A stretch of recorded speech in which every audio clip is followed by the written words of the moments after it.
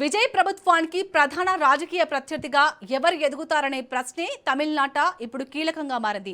స్టాలిన్ నేతృత్వంలోని డీఎంకే ప్రతిపక్ష పాత్రకే పరిమితమైంది. అలాగే అన్నా డీఎంకే రెండు ఆకుల మాదిరిగానే చీలిక దిశగా కదులుతుంది. అమ్మలేని లోటు ఆ పార్టీలో స్పష్టంగా కనిపిస్తుంది. దీంతో అన్నామలై ప్రవేశం రాజకీయ సమీకరణాలను పూర్తిగా మార్చే అవకాశం ఉందని విశ్లేషకులు అభిప్రాయపడుతున్నారు.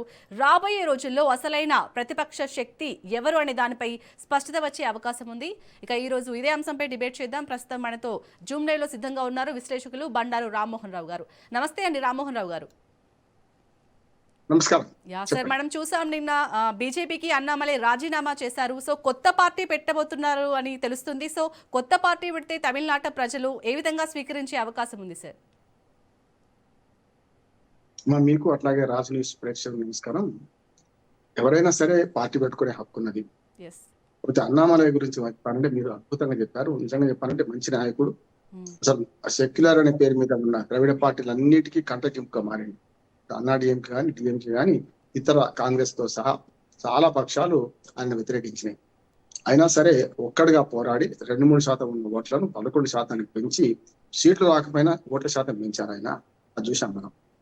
అక్కడి నుంచి బీజేపీ వరకంగా అనవసరంగా తప్పుడు స్టెప్ వేసిందే అనిపిస్తుంది. ఎందుకంటే అన్నాడీఎంకే డిమాండ్ మేరకు ముఖ్యంగా పళనిస్వామికి ఆయన పడకపోతుండే. దాంతో పళనిస్వామి చెప్పిన మాట విని బీజేపీ ఒక మంచి నాయకుడిని, కార్యకర్త కాదు మంచి నాయకుడిని కోల్పోయింది. దానివల్ల ఆయన అధ్యక్ష పీఠాన్ని కదిలించింది. దానివల్ల నష్టమైంది బీజేపీ కానీ లాభం కాలేదు. నిజంగా ఆయన ఉండుంటే కనీసం 5-10 సీట్ల వరకు గెలిచేది అంటున్నారు. అది బీజేపీ అన్నామలై నాయకత్వంలో కనుక ముందుకు పోతే ఆయనను కూడా పొడి చేయించింది బీజేపీ. ఆయన ఓడిపోయాడు చూసినాం కదా మనం. కనుక అట్లా చూసుకుంటే బీజేపీ తప్పుడు స్టెప్ వేసింది. గతంలో తెలంగాణలో కదా బండి సంజయ్ తప్పించి కిషన్ రెడ్డి గారిని పెట్టి, కిషన్ రెడ్డి అసమర్థుడు అంటలేండి, కానీ బండి సంజయ్ గారు ఒక ఉరుకుతున్న కాళ్లలో వీళ్ళు కట్టిబెట్టినట్టు, పరిగెడుతున్న వాడి కాళ్లలో కట్టిబెట్టినట్టు అక్కడ అన్నామలై విషయంలో బీజేపీ జాతీయ పార్టీగా స్థానిక పరిస్థితులు అర్థం చేసుకోకుండా చేసిందని నేను అనుకుంటున్నాను. దానివల్ల బీజేపీ ఒకటే సీటుకు పరిమితమైంది. మనం చూసాం కదా, 27 సీట్లు పోటీ చేసింది, 1 సీటు మాత్రం గెలిచింది. నేను అన్నామలై నాయకత్వం అయితే 5-10 దాకా గెలిచేదని నేను అనుకుంటున్నాను. ఒకటి. రెండోది ఏంటంటే ఇప్పుడు తాను రాజకీయాల్లో ఆత్మహత్యలు ఉంటాయి, హత్యలు ఉండవు. ఒక రకంగా చెప్పాలంటే రాజ్యసభ సభ్యత్వం తీసుకుంటే చాలా సేఫెస్ట్ ఓ రకంగా చెప్పాలి. బీజేపీ కూడా ఇక్కడ అవమానించిన సంగతి తెలుసుకొని మళ్ళీ కొంచెం సవరించిన నష్ట నివారణ చర్యల భాగంగా ఆయనను కేంద్రానికి ఆహ్వానించి రాజ్యసభకు ఆహ్వానించింది. నా ఉద్దేశం ఏంటంటే అసలు సొంత నిర్ణయం అయింది కావచ్చు, కానీ రాజ్యసభ సభ్యత్వం తీసుకుంటేనే బాగుండేదని నేను. ఒకసారి జాతీయ రాజకీయాలు పోయినాక రాష్ట్ర రాజకీయాలు రావద్దని ఎక్కడ లేదు. రాజ్యసభ సభ్యత్వం తీసుకుంటే 2 లాభాలు ఉండేది. ఒకటేమో అక్కడ పార్లమెంట్ లో యువకుడే, పార్లమెంట్ మంచి 36 ఏళ్లకే ఆయన మన బీజేపీ రాష్ట్ర పార్టీకి ఉపాధ్యక్షుడిగా అయిండు. 37 ఏళ్లకే సుమారు 4 ఏళ్ల పాటు 2022లో అయితే 26 దాకా అక్టోబర్ వస్తే 4 ఏళ్ల పాటు ఆయన బీజేపీ రాష్ట్ర శాఖ అధ్యక్షుడిగా ఉన్నాడు. కానీ చిన్న వయసులో 42 ఏళ్ల వయసులో ఇవన్నీ సాధించింది. కనుక ఒకసారి రాజ్యసభను కూడా ఆఫర్ చేసినప్పుడు, చేసిందా లేదో మనం ఊహిస్తున్నాం, కానీ చేసింటే మాత్రం అక్కడ ఇవ్వడం కరెక్ట్ ఉంటుండే. మరి ఇప్పుడు వాడు ముళ్ళదారిని ఎంచుకున్నాడు అంటున్నాడు. ఇప్పుడు ముళ్ళదారి ఇప్పుడు బీజేపీ దూరం అయిండు, బీజేపీ పార్టీకి రాజీనామా చేసిండు, కలిసి వచ్చిండు. మర్యాద ఏంటంటే అమిత్ షాను వాళ్ళని కలిసి రావడం చాలా మంచిది అంటున్నాడు. ఎందుకంటే ఒకసారి పార్టీ రాజీనామా చేసిన చాలా తర్వాత చాలా రోజులు ఏం చేస్తారంటే రాజీనామా చేయగా ఆ పనికిరాని పార్టీ, ఇది పనికిరాని పార్టీ అని మాట్లాడుతుంటారు. కానీ ఆయన బీజేపీ భావజాలంతో ఉన్నారు. హిందుత్వ ఓట్లను ఏకీకరణ చేసే ప్రయత్నం చేసిండు. సెక్యులర్ని మాత్రం మారడు. ఆయన ఖచ్చితంగా బీజేపీ భావజాలంతో ముందుకెళ్ళాలనుకుంటున్నాడు. బీజేపీ భావజాలంతో బీజేపీ అనే దాంతో పోవడమా, లేకపోతే ఆయన ఎన్నుకునే మార్గం ఏంటంటే ఒక ప్రాంతీయ పార్టీ ద్వారా బీజేపీ భావజాలను విస్తరించడమా? ఈ రెండు ఆయన ముందున్న సమస్య. జాతీయ పార్టీని వదిలి ఇప్పుడు అన్నామలై జాతీయ పార్టీని వదిలేశారు. సో మరి జాతీయ పార్టీని వదిలి ఇటు ప్రాంతీయ రాజకీయాల వైపు అడుగులు వేయడం ఎంతవరకు కరెక్ట్ అంటారు? కరెక్టే అంటున్నాను. ఎందుకంటే బీజేపీ పట్ల తమిళనాడులో అందరికీ వ్యతిరేకత ఉంది.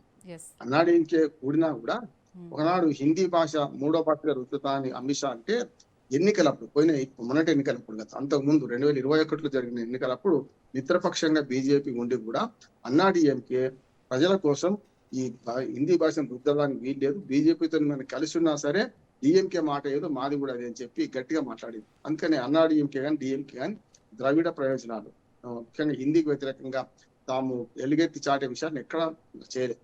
తెలంగాణ అస్తిత్వ పోరాటం అన్ని పార్టీలు నిన్న పవన్ కళ్యాణ్ వచ్చినాక ఎట్లా ఏకమైనాయో అక్కడ కూడా ఆ భారత జాతీయ మన బీజేపీని ఖచ్చితంగా వ్యతిరేకిస్తున్నారు.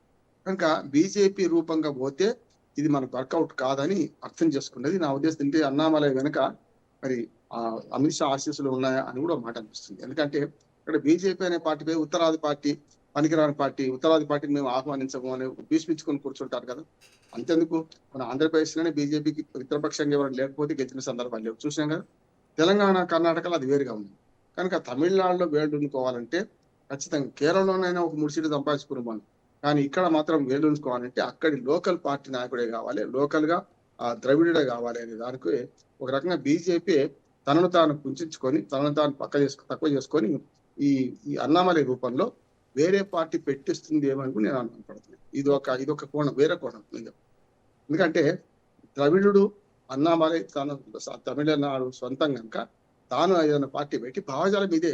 ఇప్పుడు అన్నామలై ఆలోచనగా సెక్యులరిస్ట్ గా మారిపోడు, అన్నామలై ఆటోమేటిక్ గా బీజేపీ వ్యతిరేకంగా మాట్లాడాడు. కనుక ఈ రెండు కలగలిపి హిందుత్వ ఓట్లను తాను 11% పెంచింది కదా, దాన్ని 21% వరకు పెంచే ప్రయత్నం చేసుకుంటాడని నేను అనుకుంటున్నాను. దానికి మొదటి అడిగి ఏంటంటే, రేపు మీరు ఇంతకుముందు చెప్పినట్టే ఒక సీట్ ఎట్లా ఖాళీ కావాల్సింది, విజయ 2 చోట్ల పోటీ చేసింది. కానీ 4 సీట్లు కూడా ఖాళీ కావాల్సిందే. ఇంతకుముందు మీరు అన్నట్టు రెండాకుల గుర్తున్న అన్నాడీఎంకే 4 మాత్రమే ఖాళీ చేసిండ్రు. 4 గారు విజయ్ కొంచెం రాజకీయంగా నేర్చుకుంటున్నాడు. దానిలో ఏంటంటే ఇంకో 10 మందిని కనీసం అన్నాడీఎంకే తీస్తాను. ఎందుకంటే ఆయన తక్కువ సీట్లు 11, కనీసం 15 మంది అయినా సరే. ఎందుకంటే రేపు పొద్దున ఎన్నడైనా కాంగ్రెస్ మోసం చేస్తుంది విజయ్కి. అట్లాగే ఈ 4 పార్టీలు, 2 కమ్యూనిస్ట్ పార్టీలు, ఈసీసీఐ, అట్లానే మనకు సివికే, ఈ 4 పార్టీలు ఎన్నడైనా మోసం చేసే అవకాశం ఉంటుంది. కనుక అందుకు తగ్గట్టుగానే మెల్లమెల్ల పావులు కదుపుతున్నాడు అనిపిస్తుంది. ఇక రాజీనామా ఆమోదించని 4 ఎమ్మెల్యేలు, ఇంకో 10 మంది ఇక్కడి నుంచి వస్తే అప్పుడు ఆటోమేటిక్ గా ఓ 15 మంది అక్కడి నుంచి దాటితే ఆటోమేటిక్ గా వాళ్ళకు రేపొద్దున ఉప ఎన్నికలు వచ్చే అవకాశం లేదనుకుంటే ఏం చేస్తారంటే ఈ 15, 20 మన పార్టీ ఫిరాయింపుల చట్టం కింద రావద్దంటే 47 మంది ఉన్న అన్నాడీఎంకే నుంచి 32 మంది మారాలి. 32 మంది మారే పరిస్థితి లేదు కదా. కనుక ఒక 5-10 మందిని మార్చుకొని అక్కడి నుంచి తను ఈ 11 సీట్లను ఈ మన అన్నాడీఎంకే నుంచి వచ్చిన వాళ్ళతో నింపుకొని రేపు చేసే ప్రయత్నం చేస్తాను.